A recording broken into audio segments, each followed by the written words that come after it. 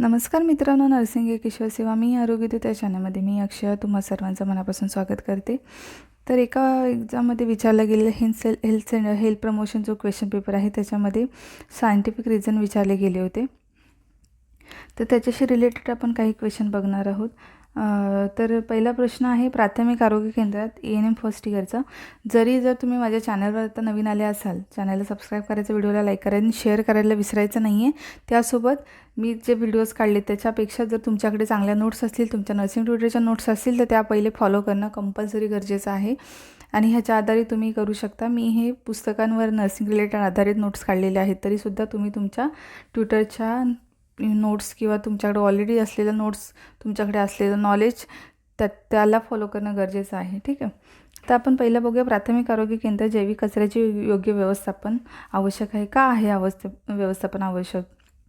असा तसा कचरा पडणं गरजेचं, म्हणजे कुठे अस्ताव्यस्त पडला असेल तर लोकांचा जो जीव आहे, रुग्णांच्या जीवाशी आपण खेळण्यासारखं आहे.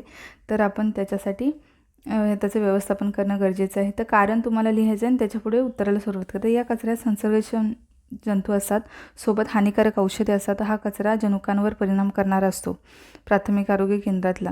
ठीक आहे. या कचऱ्याच्या संपर्कात येणाऱ्या सर्व व्यक्तींना धोका निर्माण होतो. जर या कचऱ्याची योग्य विल्हेवाट लावली नाही तर रुग्ण, वैद्यकीय कर्मचारी यांच्याही जीवाला धोका निर्माण होतो. म्हणून वैद्यकीय ठिकाणी अथवा प्राथमिक आरोग्य केंद्रात कचऱ्याचे व्यवस्थापन करणे गरजेचे आहे. मी आजच्या अर्जंटमध्ये काढलेली नोट्स आहे. मी काय सांगितले ते ऐकायचं आहे. जर हँडरायटिंग कळत नसेल तर, कारण मी रात्री जागून काढलेली नोट्स आहे ही, तर तुम्ही लक्षात घ्या. कारण या कचऱ्यात संसर्गाचे जंतू असतात, सोबत हानिकारक औषधे असतात. हा कचरा जनुकांवर परिणाम करणारा असतो. या कचऱ्याच्या संपर्कात येणाऱ्या सर्व व्यक्तींना धोका निर्माण होतो. जर या कचऱ्याची योग्य विल्हेवाट लावली गेली नाही, कळलं का? जर ह्या कचऱ्याची योग्य विल्हेवाट लावली नाही तर लोकांच्या जीवाशी खेळण्यासारखं आहे. रुग्णां व वैद्यकीय कर्मचारी यांच्याही जीवाला धोका निर्माण होतो.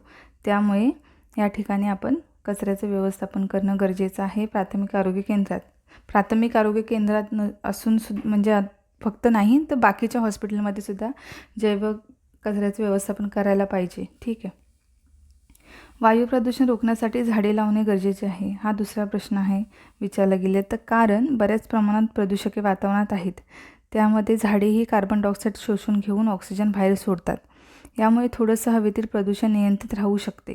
त्यामुळे वायू प्रदूषण रोखण्यासाठी झाडे लावणे गरजेचं आहे. झाडं काय करतात तर बाहेरच्या वातावरणाचे जास्त प्रदूषक आहेत, तर झाडं काय करतात, जास्त कार्बन डायऑक्साईड शोषून घेतात, ऑक्सिजन बाहेर सोडतात. त्यामुळे वातावरण हे स्वच्छ राहण्यास तुम्ही हे ॲड करू शकता. वातावरण स्वच्छ राहण्यास, ऑक्सिजनचं प्रमाण वाढण्यास मदत होऊ शकते.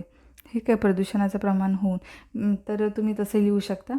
रोखण्यासाठी झाडं लावणं गरजेचं आहे प्रदूषण रोखण्यासाठी, असं लिहू शकता. तिसरं आहे, थर्मामीटरमध्ये पारा वापरतात.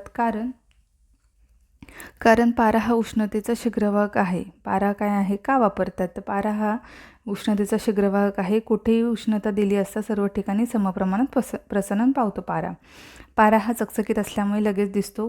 पारा हा समकर्षणाचा गुण असल्याने पाऱ्यामध्ये काचेला चिकटत नाही. पारा हा पाण्याचा 13.5 पट जड आहे. त्यामुळे थर्मामीटरमध्ये पारा वापरतात. ही कारणं आहेत पारा वापरण्याची. कारण पारा हा उष्णतेचा शीघ्रवाहक आहे. कुठे उष्णता दिली तर समप्रमाणात प्रसरण पावतो. पारा हा चकचकीत असतो, तो काचेला चिकटत नाही. ठीक आहे. काच असते थर्मामीटरमध्ये, त्याच्यामुळे तो काचेला चिकटत नाही. आणि पारा हा पाण्याच्या 13 पट जड आहे. त्यामुळे थर्मामीटरमध्ये पारा वापरतात. हे कारण आहे की थर्मामीटरवर पारा वापरण्याचं. तर तुम्हाला कारण लिहून मग उत्तर द्यायचं. तुमच्याकडे असतील ह्याच्यापेक्षा छान उत्तर, तर ते तुम्ही नक्कीच लिहू शकता. तर अशा प्रकारे ह्याचं उत्तर आहे. तर हेल्थ प्रमोशनमध्ये कंपल्सरी विचारल्यानंतर पण कधी कधी परीक्षेला विचारला जाणारा प्रश्न आहे, असा शास्त्रीय कारणे द्या. तर तुम्ही असं लिहू शकता. एका पेपर कोणत्या सालचा पेपर चेक केला होता, त्याच्यामध्ये हे लिहिलेलं होतं. सायंटिफिक रिझन विचारले गेले होते एका क्वेश्चन पेपरमध्ये. तर त्याच्यावरचे आधारित मी हे घेतलेत. तर लवकरच भेटू आपण पुढच्या व्हिडिओमध्ये. तोपर्यंत काळजी घ्या, मस्त राहा, स्वस्थ राहा. धन्यवाद.